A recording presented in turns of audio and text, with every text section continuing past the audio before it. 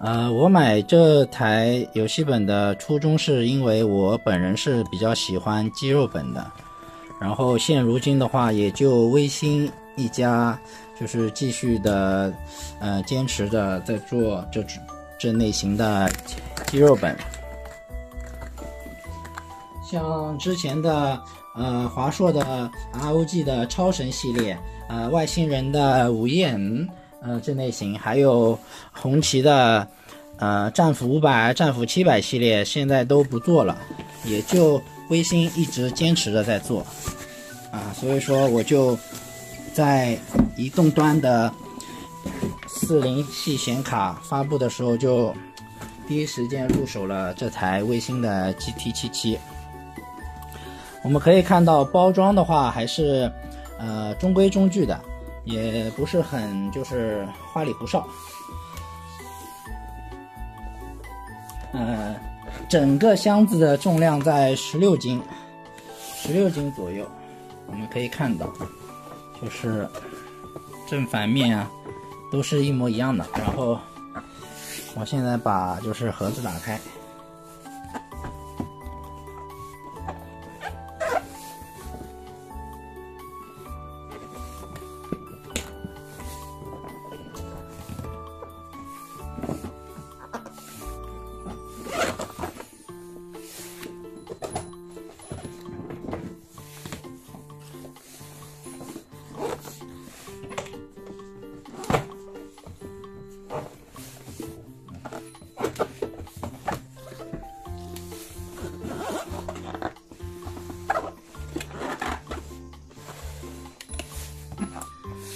打开盒子，我们可以看到，就是机器的本体露在了我们的面前。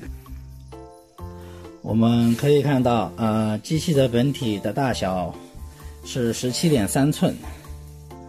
然后我们可以看一下里边送了些什么东西吧。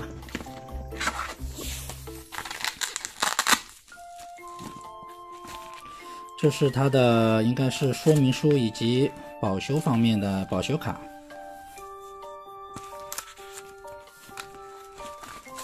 这个就先放一边。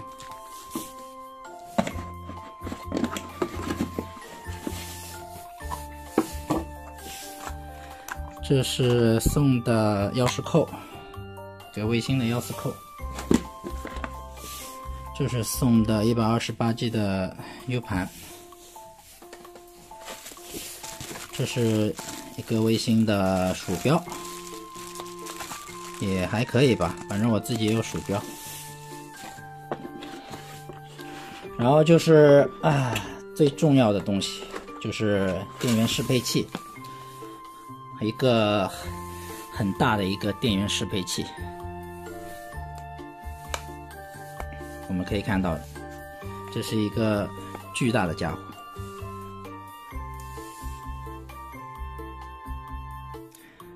很大也很重，估计要将近4斤左右啊，将近4、5斤了，差不多吧。这个也就先放一边。然后这是电源线，然后整个开箱的内部的东西就这些了，其他也没有了。然后就到我们的关键环节，就是今天的主角。今天的主角就是这一台微星的 GT77。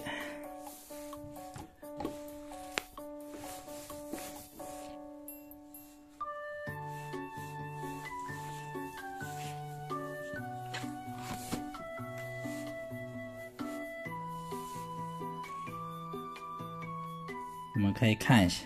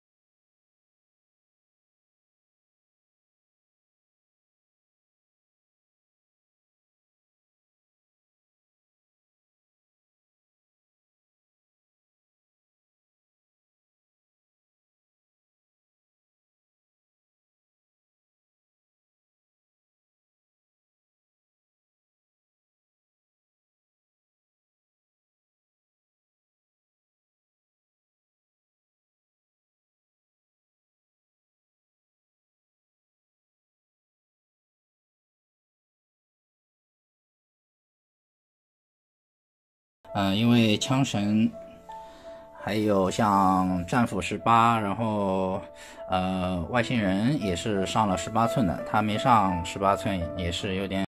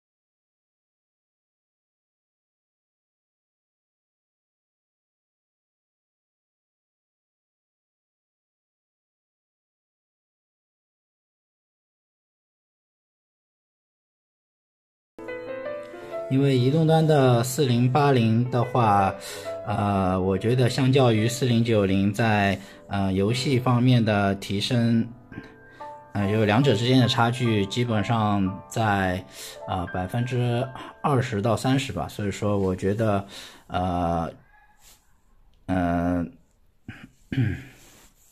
所以我觉得在就是未来的2-3年内，就是4080能玩的4090也能玩，然后4090能玩的4080也能玩，然后哪天4080只有20帧30帧的时候，那我觉得4080也玩不了了。今天的首发开箱就到这里了，然后接下来我会继续分享我的使用体验。然后谢谢大家的一键3连，若要使用屏幕我们下期再见。设置设备，请。